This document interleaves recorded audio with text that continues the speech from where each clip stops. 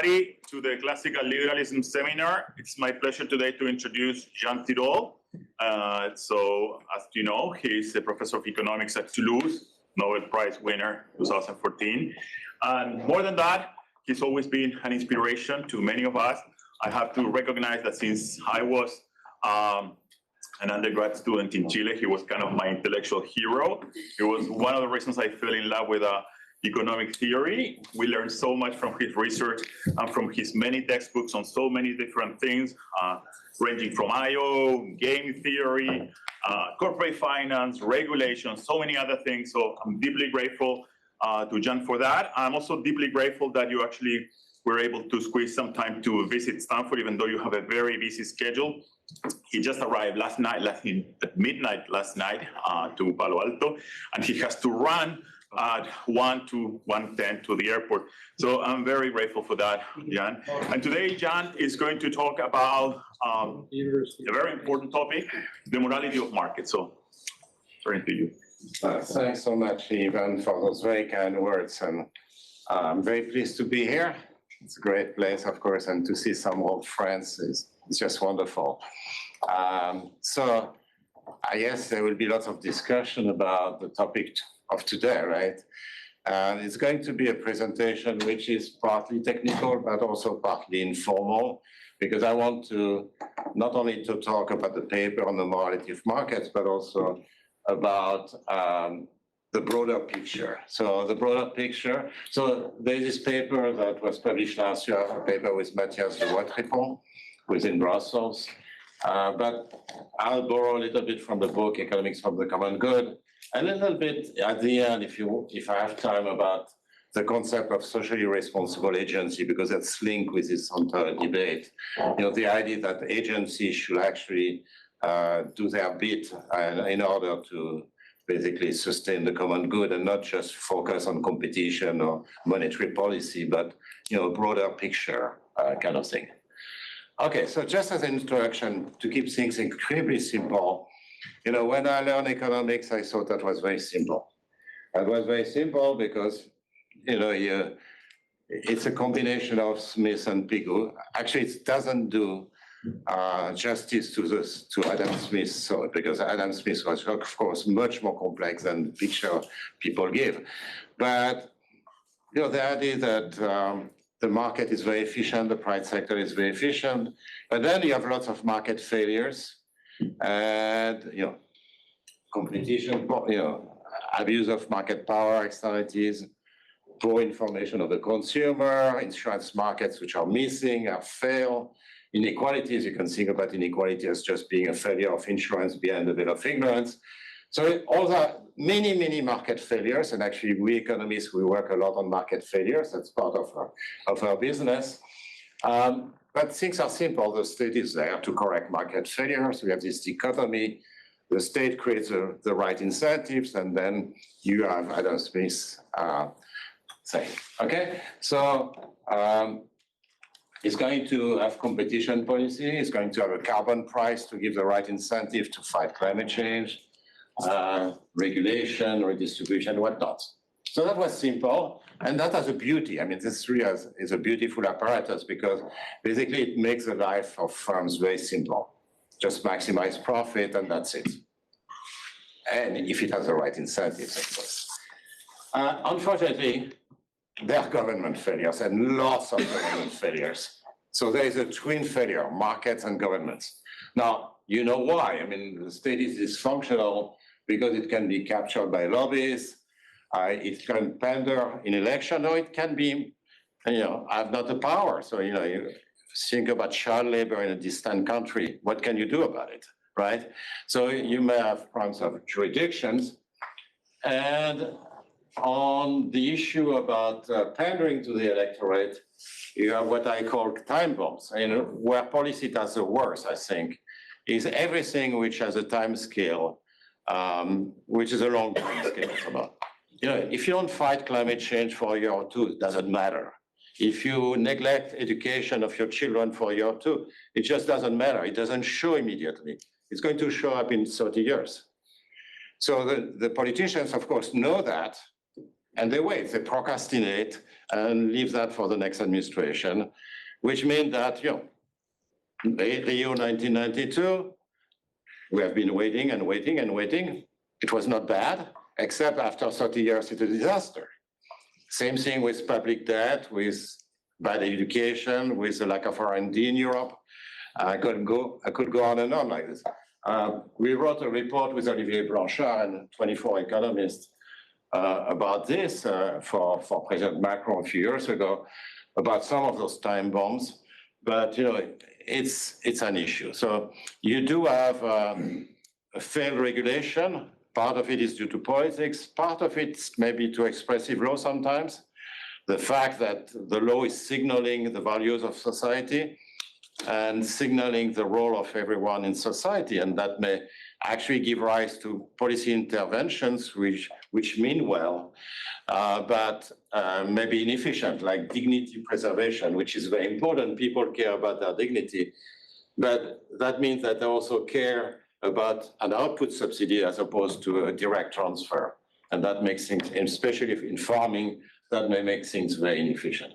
And of course, there is also the case of minor infractions and so on, where social norms become very important because you cannot have a policeman or a judge behind every transaction. Now, there is this thing, by the way, you stop me whenever you want, that goes without saying, but.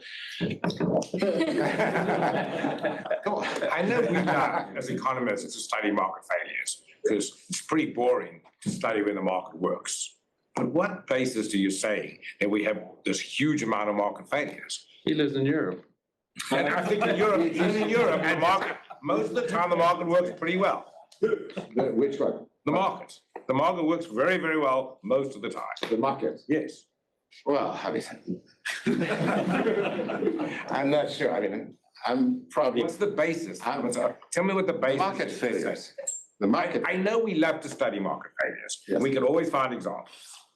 But you're making a much broader statement that in general, the market doesn't work. And I'd like some evidence. No, of course. No, we want to keep the market. That's the point. We want the market to be the driver, but the market must have the right incentives. I still want to know, what are all the failures you're worrying about? Well, I mean, climate change is not a I failure. don't think that's a failure. Okay, okay. I mean, you could point to all What these. about financial crisis? What's going to happen Are you with saying that you expect Bitcoin and stable coins? What's going to happen in Why is that a few failure? months or few years? There's uncertainty in the world. Yes. We're going to have crashes. We're going to have things. Yeah. But why is that a failure? The government can't remove uncertainty. No, of course, but it can align the incentives much better than it does now. I'm not sure the government is very good at aligning incentives. It's present. Okay. That's what I'm saying. It fails. It fails. Yeah, That's my point. The market fails and the government fails. I agree on the government. Okay. I think sometimes economists have created markets that fail. So we can't just take market failures as the fault of others. No, I mean, that may happen, Yes. but very often the lobbies prevent government intervention Yes. or give rise to an intervention which is not smart and introduces inefficiency itself. Yes. So I completely agree. And sometimes we as economists have a responsibility in there. Yes. So yeah, we have to be careful. So responsibility of business. So take my assumption. So market fails often, the government fails as often. And then what do? We're in trouble, right? Think about climate, then civil society is in charge. I'll talk about agencies in a moment, but civil society. And what's very important, this, at the start, the right-wing establishment like Friedman basically said, the firm should be maximizing profit. It's not the business of firms to substitute for governments. And that's basically what he was saying. So at the start, this ESG concept was a right-wing concept. And more it's becoming a left-wing concept because you see the business this is still a right-wing concept, the business roundtable embracing ESG. There's a lot of greenwashing in there, to be honest. But then now you get the right-wing voices which say the business will respect the stakeholders. And then the logic is, well, you should, care about national security, about energy needs, so therefore you should, use coal and things like that. You should defend patriotic values. So that's very interesting that first it was the left which embraced ESG, and then it's the right which is embracing ESG. So, is that a good thing? Okay, so countering markets rather than countering market failures. Okay, we economists, we tend to counter market failures. We don't counter markets. We think market is still a great institution, right? And there are two lines of attacks. One, Alvin actually has used this word, repugnant markets, is basically about, if you compare economists with civil society, religious leaders, politicians, philosophers, they often think that there's something wrong with the market itself. It's not just market failure, it goes beyond that. And I'm just saying, with lots of different views, if you compare Deborah's book, for example, with Michael Sandels, and there are lots of other famous philosophers who have written books on that, they're actually quite different when you read them. You will guess very quickly which one I like better, but you have, all those are criticism of the market, but there are some which are actually sound reasonable and some which sound less reasonable. So distrust of markets, more broadly of incentive, because the market is just an incentive system. So if you listen to Michael Sandels, for example, he will say, what's wrong with market? We don't want markets which basically sell babies for adoption, surrogate motherhood, sexuality, drugs, military service. Even Nobel Prizes or elite universities, admission to elite universities, friendship, there should be no market. Now, I think most of us would agree with this list. But what I don't like is the stance. I don't like to presume that we don't like them like this. We have to explain why, fundamentally. So, Jean, if I may? Yes. Friendship is an example of a good that if you tried to buy it, it's something different. Exactly. That's what I'm going to say. Exactly. Because it's an information issue. If I buy your friendship, I don't know whether you're my friend. If I buy the Nobel Prize, you don't know whether I deserve the Nobel Prize. It has no value anymore. That's the point. That's the point that you cannot just say, of course there should be no market, but there should be no market for good reasons, for obvious reasons, which are just standard economic reasons, right? So that's one criticism. And so actually what I'm going to argue is that many of those criticisms are just standard economic criticisms. I mean, there's nothing new. But something I want to stress is that I just want to assume those markets are repugnant. I want to explain why they're repugnant or why they're inefficient. Because, reversion or indignation is not a reliable source of moral reasoning. Being against those things just as a matter of principle is not reliable. Actually, it's often used to override the freedom of others in religious matter, in sexual minorities. If you look at history, the repugnant thing is always a thing to constrain minorities and others. So I don't like this indignation stuff. Yes. I just think it's a redefinition because there is a market for sexuality. We just don't use money, right? People pair up. Well, it's just let's just take about prostitution. Yeah. There's a big market in every country. Monetary, but if you expand the market to include other forms of payment.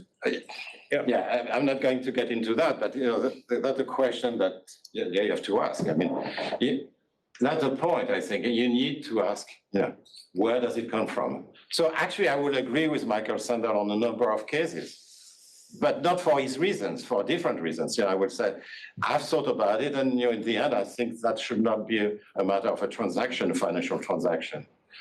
And anyway, the markets exist. I mean, think about prostitutions. We are against prostitution, but we cannot just assume it away. It exists. So we have to think about how to fight it, right? You cannot. So what's wrong with market must build on the identification of the market failures and design a proper regulation, okay? So think about why do we dislike, for example, auctioning babies for adoption, okay? After all, you know, the person who wants the baby the most is going to buy the baby, right? What's wrong with that? Well, what's wrong is that there is a third party who is not part of the contract, is a baby, right? And you know, it's not clear that it's good for the baby, right? So this is very simple, and there are lots, I discuss that in the book, there are lots of externalities, I will say, which are broader than the standard externalities, just not carbon emission kind of externality. Lots of them are image externality.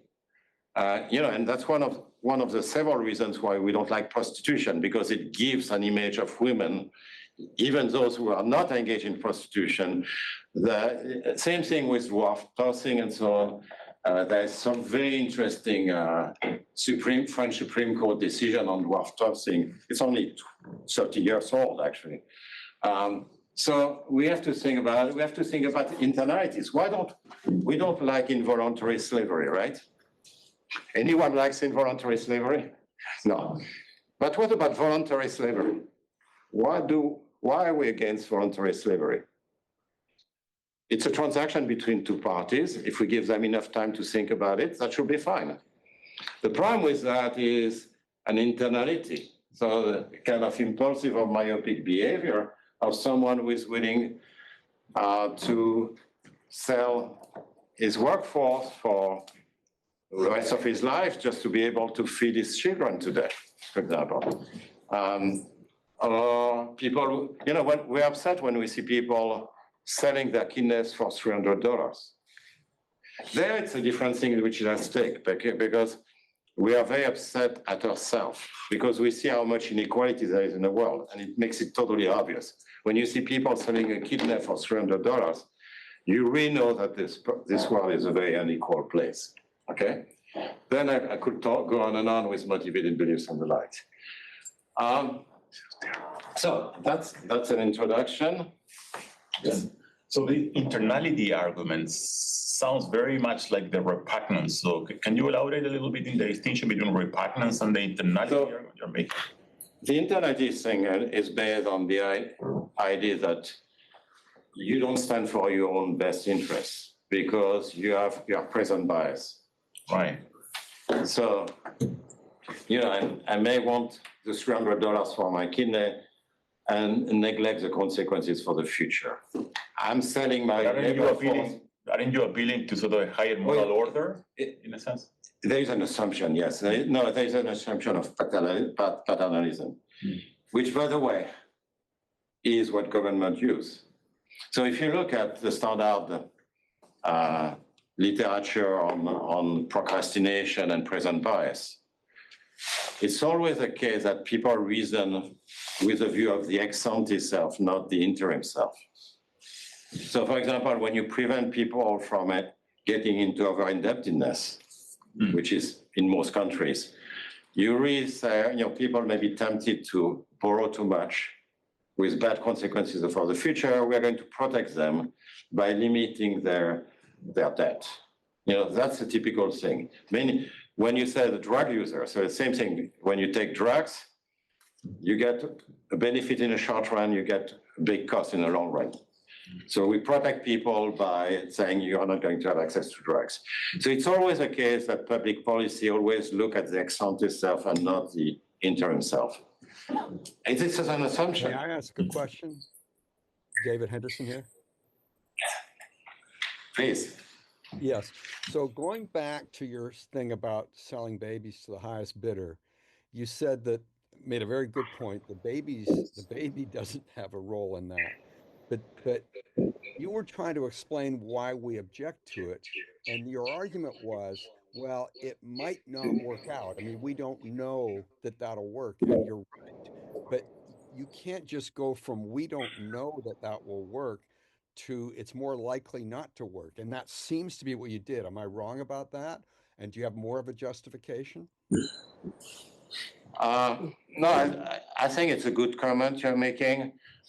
It's true also that you have parents who didn't buy the baby, who actually are not taking care of their children in the proper way. So there is no guarantee that the usual arrangement actually will work. But I think there's a presumption. If you wanted to make the argument, and that my only conclusion is really that we should think harder about it. So if you want to make the argument, Sorry. you are right. You have to make an argument saying the baby is less likely to be taken care of if the baby has been bought by someone, right? Right. I mean, I think there's self-selection though, so that I'm pretty sure my parents wouldn't have wanted to sell me. I'm positive we wouldn't have wanted to sell our daughter, but the kind of parent who wants to sell a child may well be the kind who would take less care of the child than the one who wants to buy the child. Yeah, but then you can basically have the child, going through adoption process without being paid, right? So usually the way it's done in most countries is that a child who no longer has a parent basically is adopted by someone, but there is some screening, and the screening is not through money. It's done through interviews and the like. It's just to check,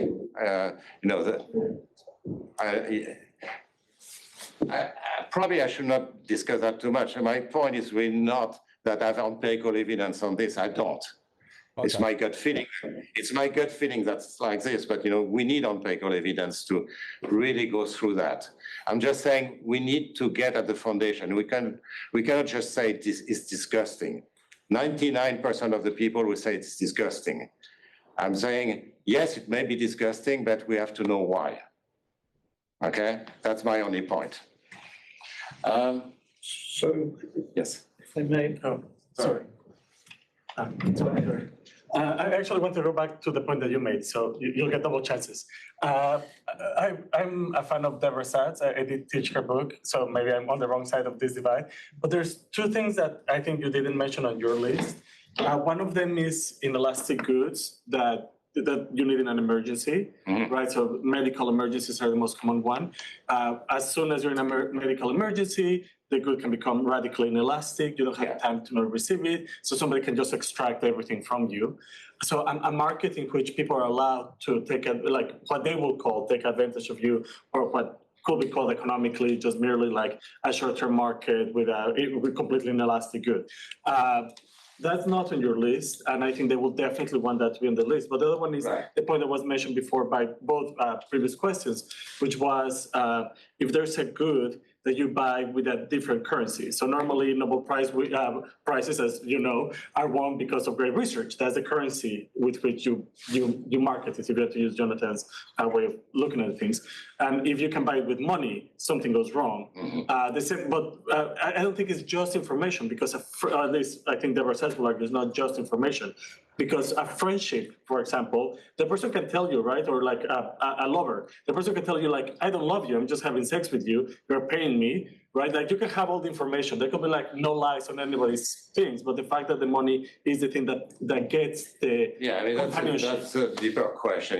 Does it change the nature of the transaction? Yes, that's the claim. This is a difficult question. The easier question is the one about inelasticity, because in the end, it's just market power. I mean, there's no, if there's a shortage of medicine, of drugs, or a shortage of water, or a shortage of something, it's true that some people get huge rent, and then also have a very strong incentive to exercise market power with a lot of inefficiency going with it.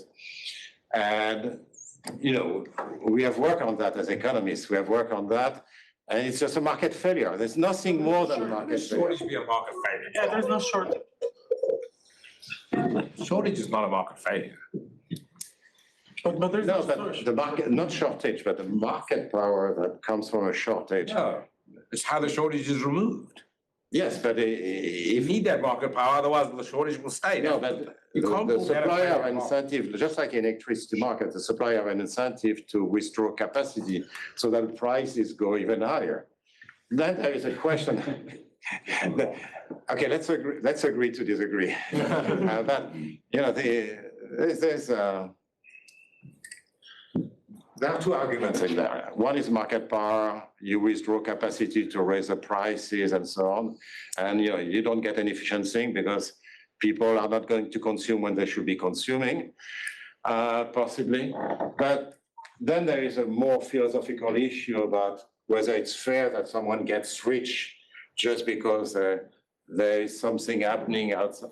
So I can think of that as a breach of insurance, but we could have the discussion. I think let's move on, if you allow me, to the topic of the morality of market, because I'm sure there will be lots of discussions on that as well. So there's a broader criticism. So the first criticism was a criticism on repugnant markets, so specific markets. There is a broader criticism of economics, the markets reframing ethical choices, okay? And often it's phrased through the what I call the replacement excuse. Somehow, if I don't do it, someone else will. So I don't like to bribe the official in a foreign country. I don't like to do that. I don't think it's right. But if I don't do it, somebody else will do it anyway. So in terms of consequences, that doesn't change anything, okay? I don't want to sell weapons to North Korea, but if I don't sell weapons to North Korea, someone else will. And actually, that's true. That's true. And same thing, you have the doctor, I mean, in France, but I'm sure it's true in many countries. If you want a sick leave, you go to the doctor, even if you're in great health, the doctor signs. And the reasoning is that if I don't sign it, you will go to the doctor next door. And that's it. That's a replacement excuse. It's very consequentialist, by the way. It's just saying, anyway, my behaving badly has no impact on consequences because it's going to happen anyway. So here are some examples. I don't know if you have read books on the opioid crisis, for example. The pill mills were saying, okay, it was not very nice to do that, but anyway, they could go next door and, what did I do wrong in the end? Okay? Same thing, the doctor who was an athlete coming and I want to run, I want to win this race. Give me some drug. Well, same excuse and so on and so forth. Okay? So this is very important to think about this critique because we economists are really on one side of the debate compared to civil society, I think. Now, this has very strong implications for competition policy, for all kinds of intervention, and also for whether we should have certain industries served by big corporations, not for profits.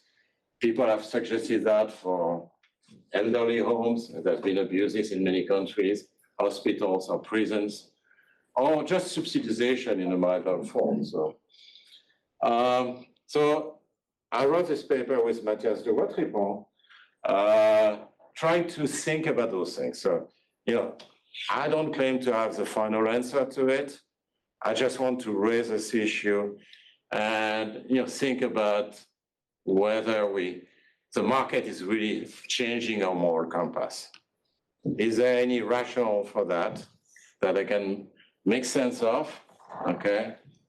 And basically, if you have intense competition, behavior like selling weapons or bribing officials become a cost of doing business as opposed to more bad, okay? So the framework we are using is very straightforward, simple framework in which you have n firms competing. So the intensity of competition will be determined by the number of firms or how close their products are, whether they can collude and form a cartel, whatever. There will be a parameter of intensity of competition. Those firms may buy inputs from suppliers, the workers and the investors, labor and capital, and they will sell their goods to consumers. Okay, in red, those will be the stakeholders of the firm. But the firms themselves start with some more perspective. So the managers of the firm or the personnel in general of the firm is going to have some more goal. It may be insufficient, but it's there, okay?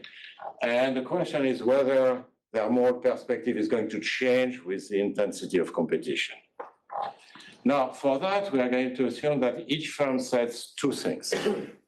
So there will be a twin decision. That's going to be important if you want to compare to the experimental work.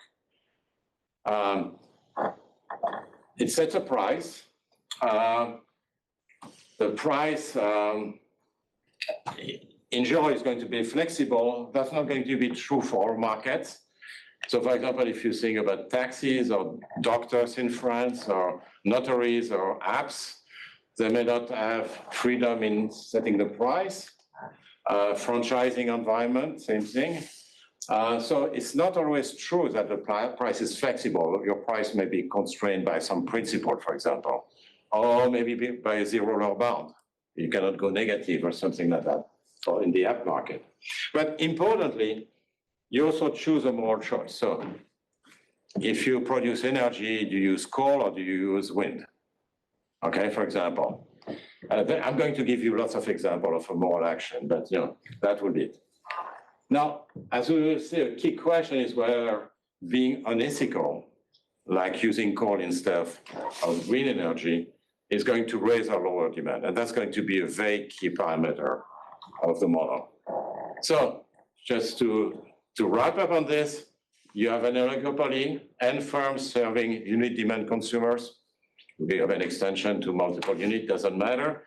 The firm chooses a price PI and a moral action AI positive. So it might be, for example, the percentage of green power that you use. And that's going to have social welfare consequences, WRFAI. So you can think of that as being, for example, the cost of pollution, social cost of pollution. But it could be something different. It's some assessment by the firm of its impact on social welfare, which may be different actually from what we economists think is the assessment, which will be the social cost of pollution, for example. Now, this AI is going to be important for two reasons. It may change the demand by the consumers, and it may also change the unit cost. So, for example, if I use child labor, which is a low AI, if I use child labor, it will be cheaper, and my goods will be cheaper. My cost of production will be lower. If I use coal instead of wind, maybe it's going to be cheaper to produce. Conversely, it may go the other way. You have stakeholders. So if you produce green power, some consumers will be willing to pay more. If Starbucks starts with fair trade, then some consumers in Palo Alto will want to pay more, a bit more, for their coffee. Now, if Starbucks, if it's taxes, that's a different matter. That goes the other direction. But this thing, so socially responsible investor or workers, because we all know, for example, that people who work for NGOs, for example, they accept lower wages because they're happy to work for someone who is doing a good thing.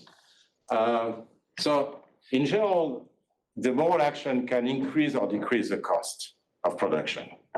So it depends on the application. But it also affects demand. And this is very important to understand for the evidence and for the overall debate. So imagine that the consumer perceives, that's the assumption, the consumer perceives the price as corrected by the impact of the moral action on the consumer. So the net price, in a sense, will be PI, which is a dollar price, plus some assessment phi, whatever it is, of AI. Okay? So each firm chooses. Yes. It looks like here you're presuming the AIs are observable to the They are consumer. very important. And in many of the examples, they don't seem to be. There are cases where your moral choice is not observable. So, for example, if I misrepresent the quality of my product, or I tell you I'm green when actually I'm brown, that's a misrepresentation. we show in the paper how to incorporate that into this framework. So the fact that you have asymmetric information is actually one of the cases which is included in there. I'll come back to that. I won't have much time to develop because it takes a little while, and there is an outside option. So I could consume green energy, I could consume coal energy, but I could also not consume energy. Or if I live near a forest, I could cut the wood and consume the wood, right? So there is an outside option which has its own net price, which may be zero if I don't consume, and its own impact on society. So basically the demand is going to depend on the vector of net prices and the vector of more choices, and you get a demand function for firm I, which depends on net price of firm I and the prices of the other with the usual assumptions. Okay? And this is a very important slide.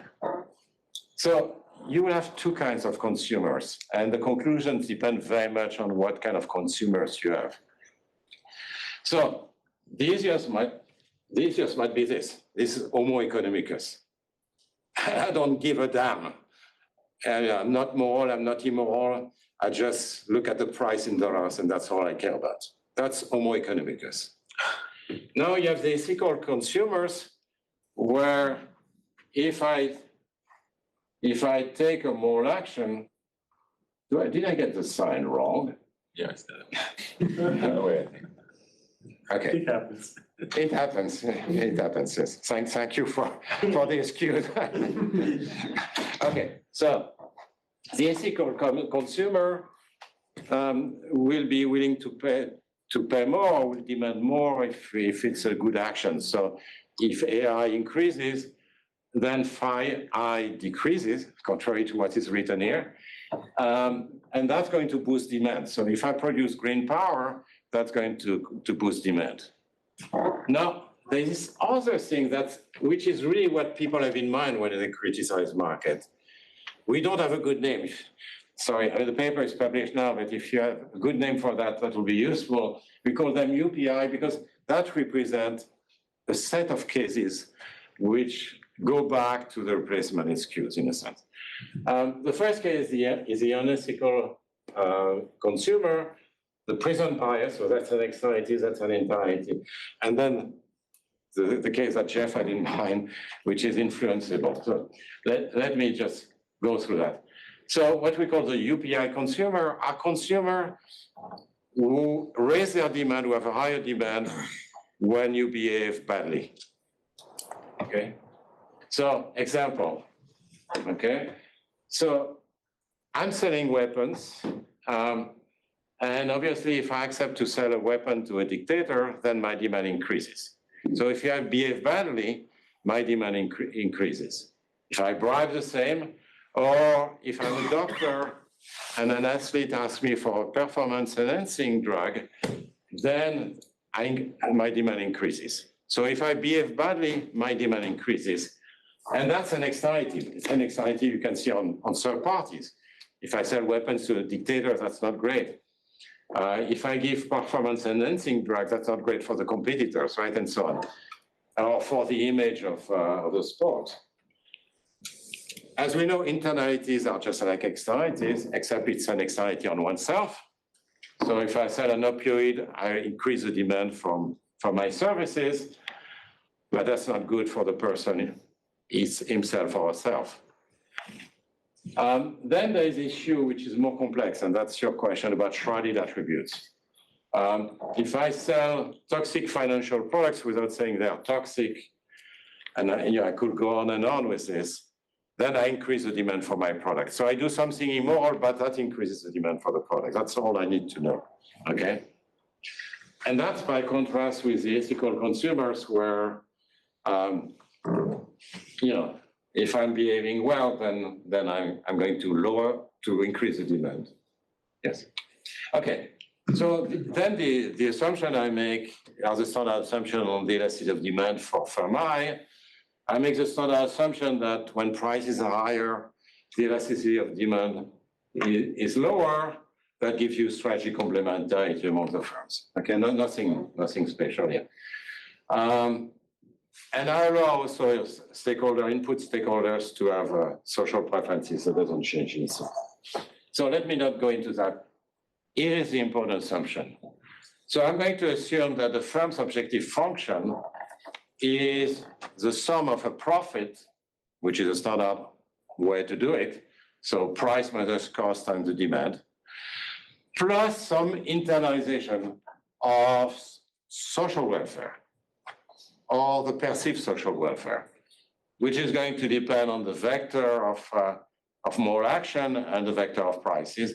And alpha is an important parameter, is whether the firm is willing by itself to be ethical. Because if the firm just cares about profit, there's not much you can do.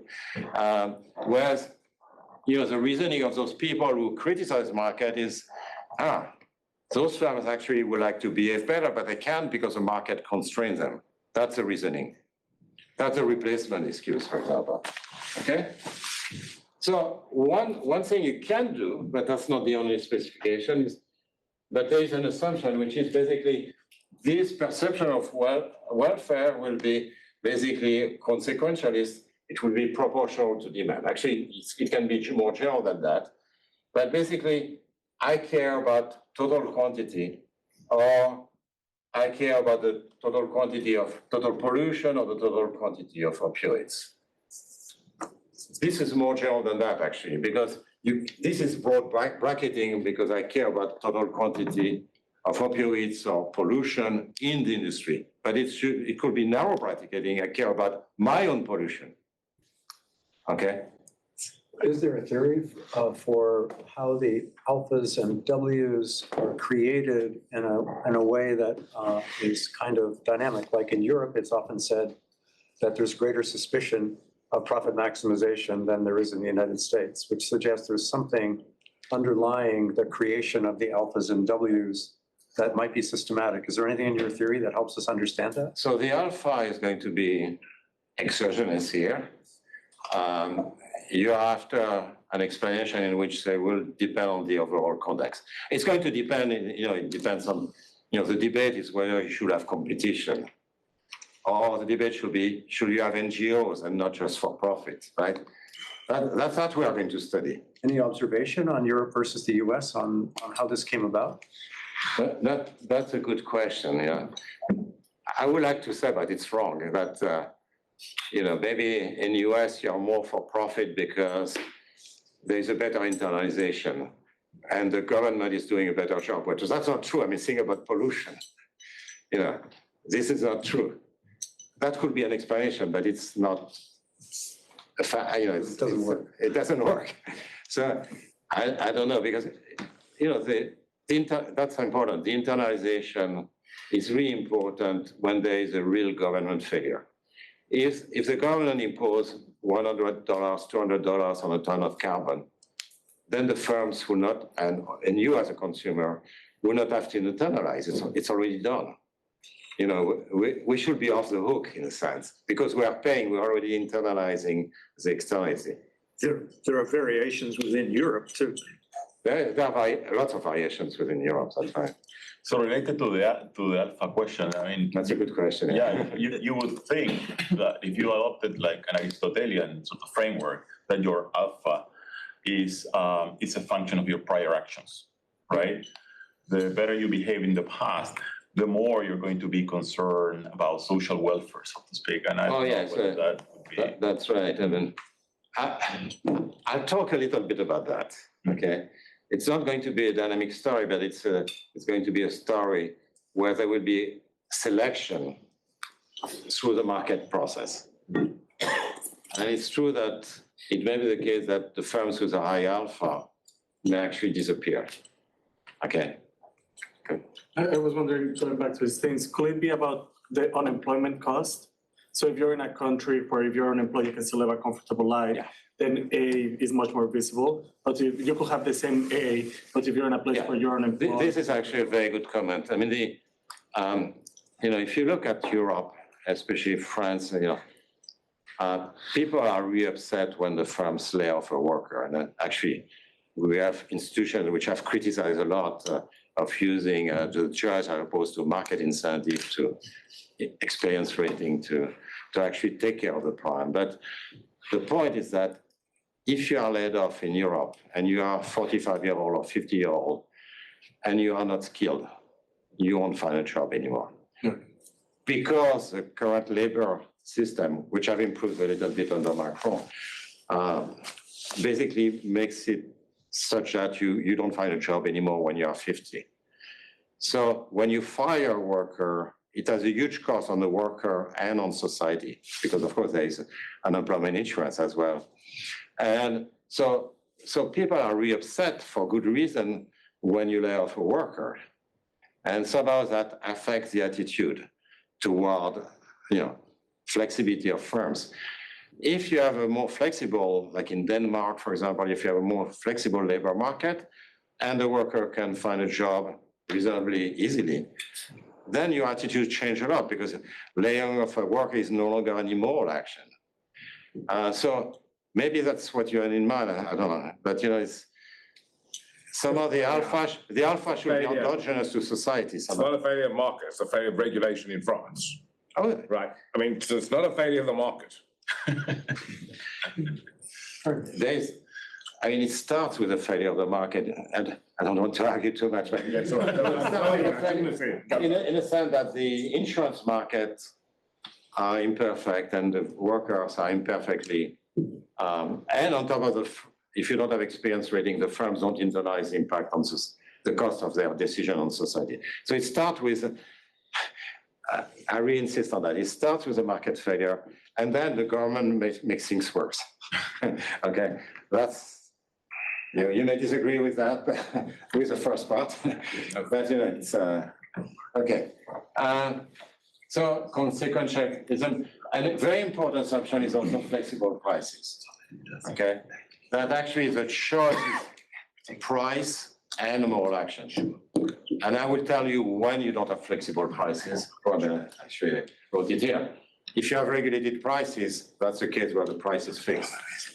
If you have limited liability, so PI has to be great, to simplify, it's just a shortcut for limited liability.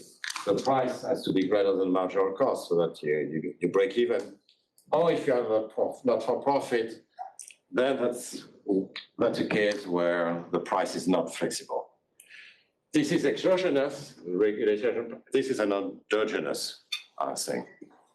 But there will be cases where, the two cases where the following theorem doesn't work.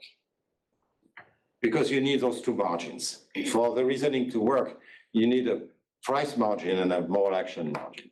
So here's the result, irrelevance. Competition doesn't matter.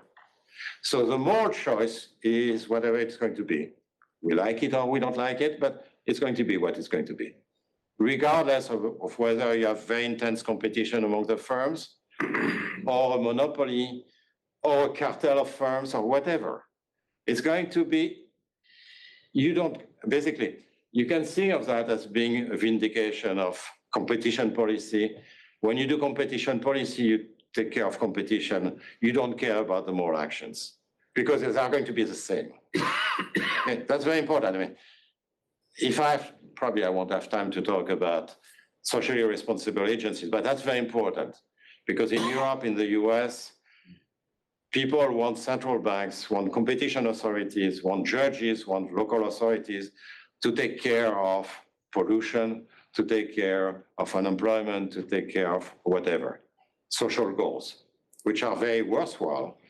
But we are used to having agencies like competition authorities or central banks, which are narrow, and that's part of the reason they work well, okay? They have a very narrow mission. But here, basically, it's just justification for this narrow mission. So if you are a competition authority, forget about morality, because you are not going to change it, okay? You may not like it, but so basically, you end up with a choice of action, which is such that the marginal valuation for the firm of a moral action, this is a positive number, if you care about being moral, equals the impact on marginal costs plus the impact on consumer demand, expressed in prices. Okay, this can be positive or negative, but by and large, that's it. It doesn't depend on the demand function. And because it doesn't depend on the demand function, it doesn't depend on the elasticity of demand. It doesn't depend on the degree of competition, the number of firms, whatever. So there's this dichotomy, which is very beautiful, where you can have competition authority who actually does, just focuses on competition, period. Okay. Is this driven by the fact that you assume that the perceived price is additively separable in the, like, quote unquote, real price? And so we assume implicitly that there is no income effect. Yeah. Yeah. So it's not going to change. Yeah. It's not a no income effect assumption. Yeah. I'm not going to say. I'll talk a little bit about robustness in a minute. I'll talk about intuition. So you can generalize this to many things, but I cannot say it's fully general. I mean, you can always find some counterexample where it's not quite that, but it's pretty robust. So for example, you can have different internalization. Sometimes people think about their moral duty as being in narrow terms, how much I pollute. But, from the point of view of an economist, it's not the right criterion. It's how much I induce pollution by myself and by my rivals, right? So, for example, if I lower my price and I increase my pollution, but it's going to reduce the pollution of someone who pollutes more than me, that's good for society. Even so, I'm going to pollute more myself. So narrow bracketing, broad bracketing, you have lots of different framework. You can have other forms of competition than differentiated Bertrand, you can, whatever. So it's relatively robust, not general, but a relatively robust result. So let me just mention the intuition, because it's very, very simple intuition.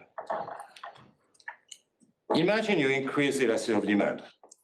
For whatever reason, the number of firms increases, they are less differentiated, antitrust authorities has increased the competition among the firms, whatever. You increase the elasticity of demand. What does it mean? That if you cut a single corner, okay, so then what happens is that it's going to lead to a higher increase in market share if the consumer is UPI, okay? So that's going to be very tempting to cut ethical corners, but at the same time, if there is more competition, that means the markup is going to be smaller. So I'm going to get a lot of market share, but with the benefits which is smaller. So where is this? If you look at the payoff function, you're going to make much more in terms of profit, but of demand. Demand impact is going to be high, but then the markup is going to be smaller, and those two effects basically wash out. Okay. So, and what exactly is the assumption on the competition? There's none. I mean, the assumption is that the elasticity of demand decreases when price is higher, but it's not our assumption in oligopoly theory. That's what we need. So we are completely agnostic about what drives the increase in competition. Okay.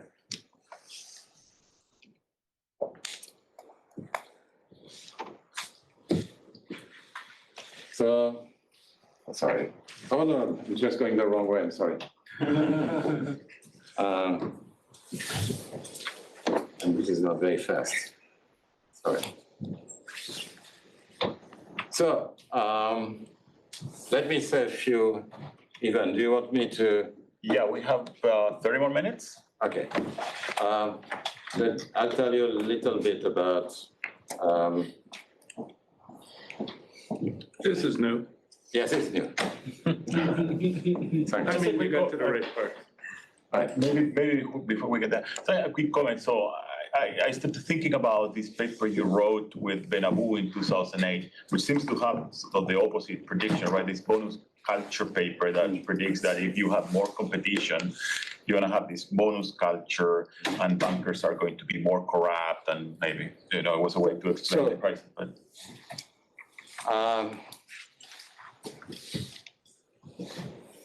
I'm trying, that's a good point. I mean, it's not, you don't, in that paper, you don't quite have the same framework in terms of more choices. Right. I would have to figure out exactly, I'm trying to remember what the exact link between the two, but It was more like a competition in contracts with that's right. It was asymmetric information. It was a question of asymmetric information. Right, So information. it was not basically attracting consumers through Right. more choices. So when does competitive pressure? So now I'm going to take the other side. I want to diversify to be safe. But now the other side is basically, for this result to hold, you must have flexible prices and 2 degrees. So you need choice of price and choice of more action. If you just have the choice of more action, the result doesn't hold. So for example, if you have fixed prices, the second effect I was mentioning, which as you have lower markups, disappears because the market remains the same, ceteris paribus. So you have no reduced markup effect of intense competition. So if you have UPI consumers, again, UPI consumers are consumers such that their demand increases when you behave immorally, then you do get the replacement excuse. So, you know, it's in a sense that the first formalization of this standard replacement excuse, if I don't do it, someone else will. So in that case, the people who criticize the market are right, and that's because the prices are fixed. Because if you increase competition, you don't reduce the price and the markup, which basically is the offsetting effect. So you do get that, and by the way, that shows up in experiments.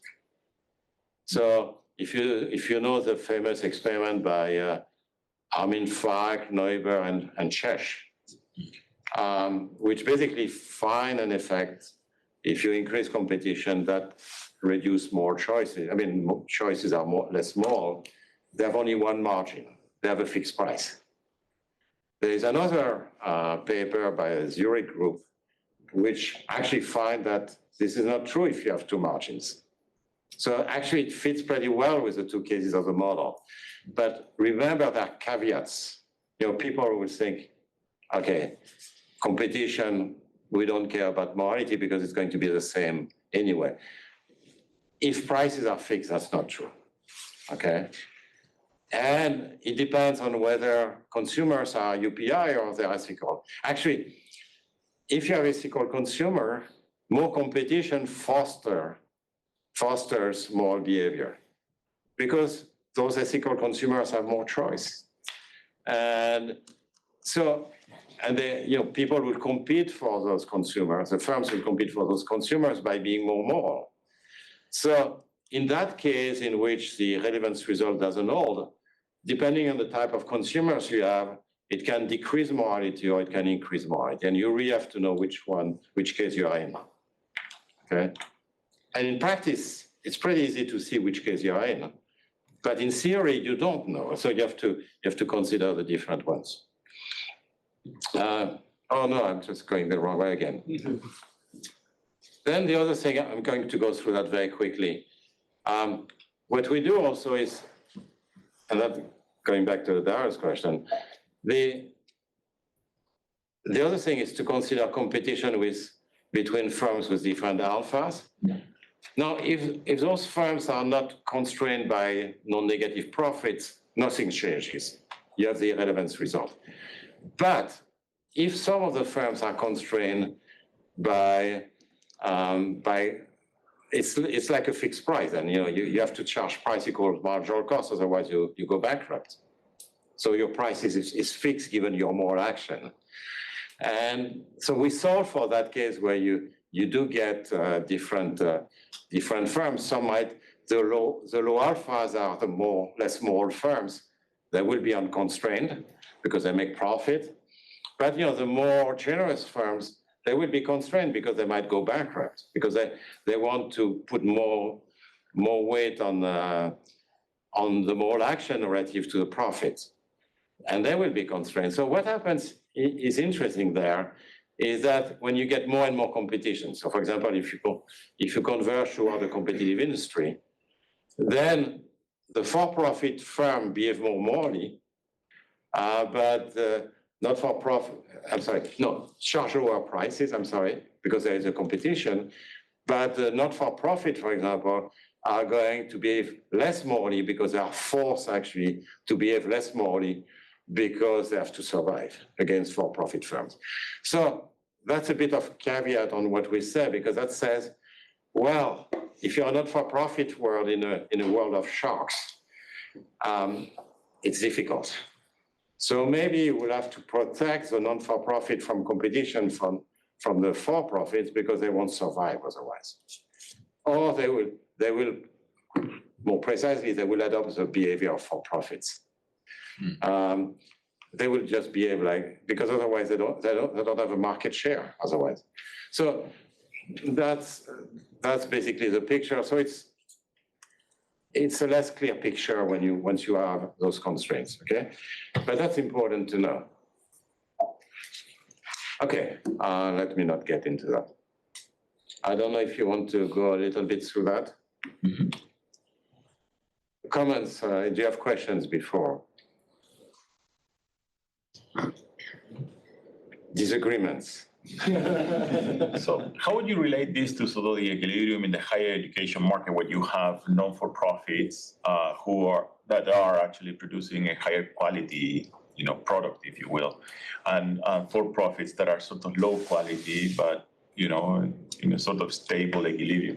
So, I mean, maybe more generally, why is it the case that we cannot have for-profit universities that deliver sort of a decent product? No, that's right. And for universities, it's a question. One of the arguments which was given for prisons, for example, that should be not for profit, for example, is that if you cannot write a complete contract as a principal, then the for-profit will basically cut corners. So they will try to save. So we had this big scandal in France where you have retirement homes which were, the money came from the state, but they were private. And basically they reduced the amount of food and they were quite a lot, but they will reduce the number of food and mistreated the retiree, the people in the retirement home. That was awful. Mm-hmm. And so everybody now says we should have only not-for-profit. People have said that for prison, for universities, of course. Why doesn't competition help with that? If there's 10 retirement homes in a city, exactly. You can walk through each one and you see how they're treating the people. But you need, then how come the demand doesn't? You need information, and that's very important. So, sorry, I'm going to invoke a market failure, but the point is, are the consumer well informed? Sure. And that's very crucial. So let me give you another example. In France, you have a lot of entry of for-profit grandes écoles, so higher education thing, which have quality stable. Actually, it's not better than free universities, cheap universities. But the parents don't even know those schools are bad. They think because you pay, it's going to be great. And I'm sure you have examples like that in the US. So yeah, the market should work much better, but then you have to provide information, reliable information. And same thing in the case of retirement homes in France, much of it is paid by the state. So so they don't say, they don't tell you are going to go to a retirement home which mistreats the people. I don't know. Okay, so a few things about, I want to conclude with that because I want to create some debate about this. It's not an obvious topic. So what we have seen more and more in the recent years is basically a call mainly from the left, but not only, for enlarging independent authorities' prerogatives. So again, you are a central bank, you do monetary policy, you may do prudential supervision, but that's all. You do competition policy, you care about competition, you don't care about anything else. And now there is a lot of pressure so that these agencies will take into account inequality, climate change, unemployment and things like that, many things. So the question is that is that a reversal of public opinion? Or is that the agency itself which wants to build an empire and do more things? I can tell you, I know some of the bosses of those agencies, that's not the case. Actually, they tend to resist that. But in some cases, that might be true. Maybe it's an opening to some important social problems. And there's no question those issues are key to our society. So they're incredibly important. And again, it comes from a government failure. Why do we care about climate change? Well, simply because the government doesn't do what it takes to solve the problem. That's always been the case. That's always been the case, but That's why we don't rely on governments. The carbon price should be $200 or $150 per ton. It's less than $10. I mean, it's an order of magnitude wrong. So what do? Okay, we drive an electric car. We try to save a little bit on this and that, and the farm should be green and so on. But yeah, but now it's expanded not only to investors, to the firms, to the consumer, but also to the agencies. Okay. So green central banks, the commissioner, European commissioner, say you should relax the prudential standards for climate-friendly lending.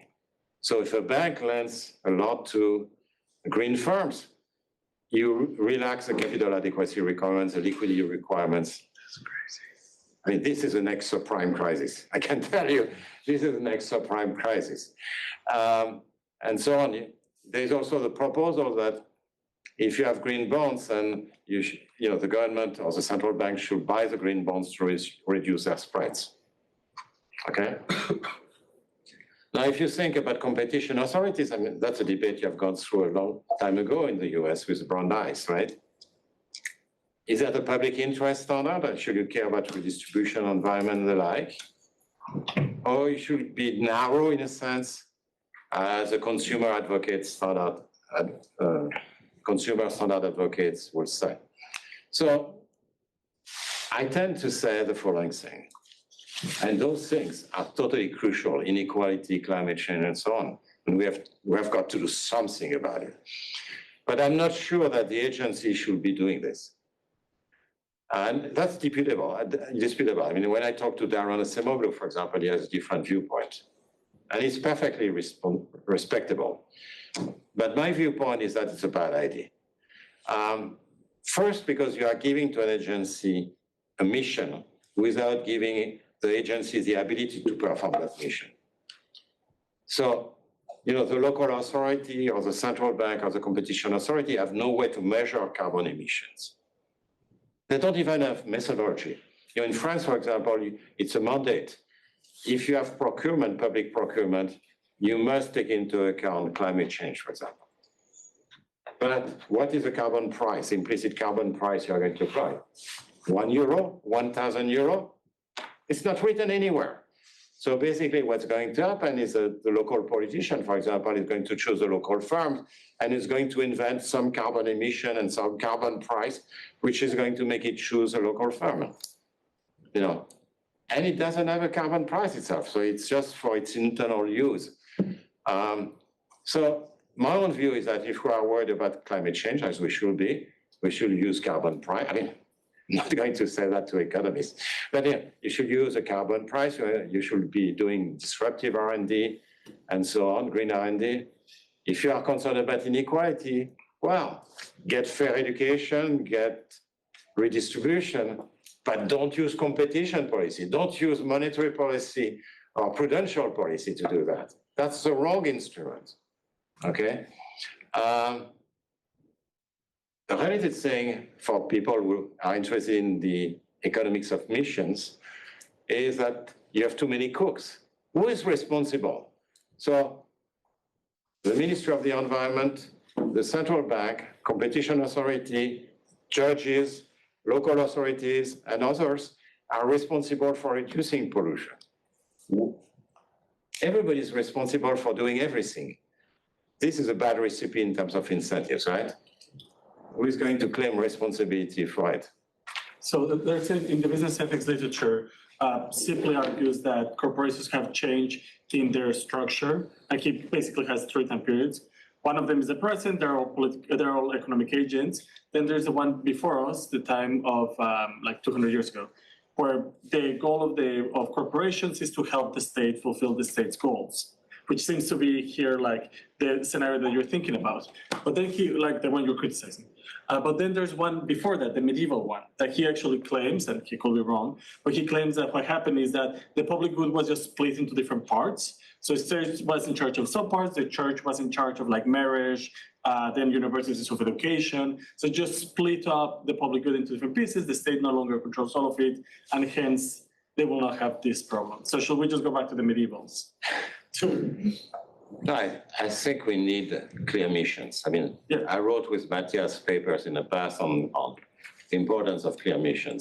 They are narrow, so it's true that sometimes you could improve things by competition policies, by doing other goals, but the reason why those agencies work relatively well compared to some other government agencies is that they are narrow. They have a mission which is pretty clear. But if you have many cooks and doing everything, it's unlikely that you'll get the right thing. So someone should be in charge. And you know, who is going to be? It should be an independent agency. It should be an executive agency. Is my view on that. But that's another question. But you should have someone in charge. So, not really disagreeing here with you, but I would argue that most often the pressure on regulators to impose morality isn't coming from some view on the interaction between morality and competition, which is kind of the focus of your paper, but rather is a backdoor way to enact policies that don't have legislative or majority approval. Yeah, I mean, there's some of that. I mean, I think- no, but I think I'm going to mention this in the next slide. I disagree with this attitude of many governments of basically passing the buck. It's their responsibility. And then they say, oh, no, I'm not going to fight climate change. I'm going to ask firms to do it. That's what's being done in France. I'm going to ask local authority to do it. I'm going to ask competition authority to do it. But, no, I'm not going to become unpopular. You know, this is really the mentality. And that's true in most countries, actually. So so I mentioned the economics of mission, but the point number 4 is that, at some point we should have governments who actually do their job. It's easy to say, I mean. If you have well-functioning political systems where the will of the people is reflected in how they vote, and you have competition among politicians that reflect the will of the people, if there wasn't malfunctions in that stage, you would think the politicians would reflect the will of the people, and it'd be a high enough level to, at least at the country level, internalize the externalities. Yeah. It's like putting you in charge of, and we're a bunch of your twins, Yeah. and we elected you, you're Right. above at a high enough level. I wish that were It should- true. But I mean, then it must be another dysfunction at the political level between our voting and the So politicians, you or get- short-termism or some, you need another friction in there, I think. Yeah, I mean, one of them, that's right. I mean, in the case of climate but then change, they- another- but then there rep- there are but many if- friction. The first, in case of climate change, there's the issue that, the foreigners should do it, not us.